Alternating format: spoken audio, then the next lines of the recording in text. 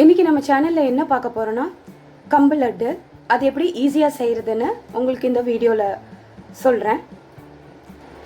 அதுக்கு ஒரு வடை சட்டி எடுத்துக்கோங்க. அதில் கம்பை ஆட் பண்ணி நம்ம வணக்கணும். ஃபஸ்ட்டு அந்த கம்பை நல்லா கழுவி வெயிலில் காய வச்சுட்டு அதையே இந்த வாணலியில் சேர்த்துக்கலாம்.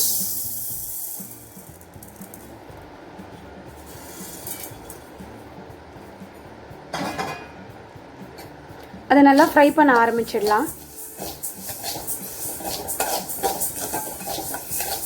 அது நல்லா வாசனை வர வரைக்கும் ஃப்ரை பண்ணணும். நான் ஃப்ரை பண்ணிவிட்டு உங்களுக்கு காட்டுறேன். மீடியம் ஃப்ளேம்லேயே வச்சு நீங்கள் ஃப்ரை பண்ணால் தான் அதோட வாசம் நல்லாயிருக்கும். இல்லைன்னா அது கரிஞ்ச வாசனை வந்துடும். இப்போ பாருங்கள், கொஞ்சம் கலர் டிஃப்ரென்ஸ் உங்களுக்கு தெரியுதா? இன்னும் எனக்கு கம்பு வாசம் வரல. அது வரைக்கும் நம்ம ஃப்ரை பண்ணணும். இந்த பதத்தில் நம்ம இதோ ஒரு பிளேட்டில் ட்ரான்ஸ்ஃபர் பண்ணிக்கலாம். இப்போ அதே பாத்திரத்தில் ஒரு தட்டைப்பயிரை போட்டுக்கிட்டு வறுத்துடலாம். தட்டைப்பயிறு ப்ரௌன் ஆகிற வரைக்கும் ஃப்ரை பண்ணணும். அது முடித்ததுக்கப்புறம் உங்களுக்கு நான் வீடியோவில் காட்டுறேன். இப்போ தட்டைப்பயிறு நல்லா ஃப்ரை ஆகிடுச்சு பாருங்கள். இதையும் ஒரு பிளேட்டில் ட்ரான்ஸ்ஃபர் பண்ணிக்கலாம்.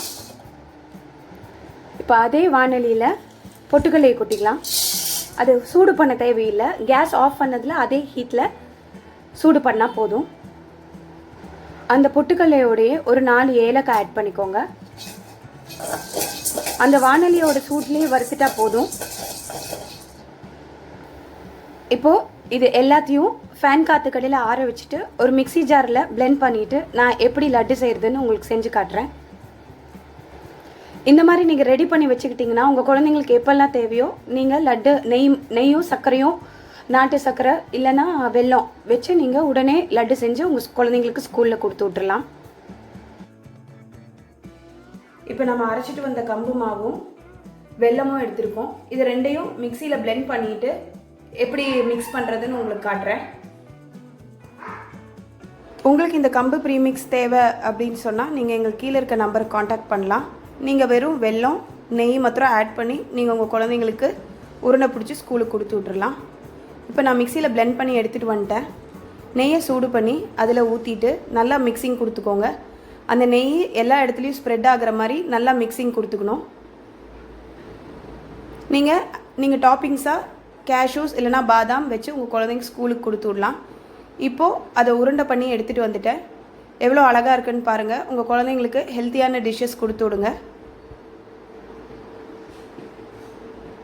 தேங்க்யூ.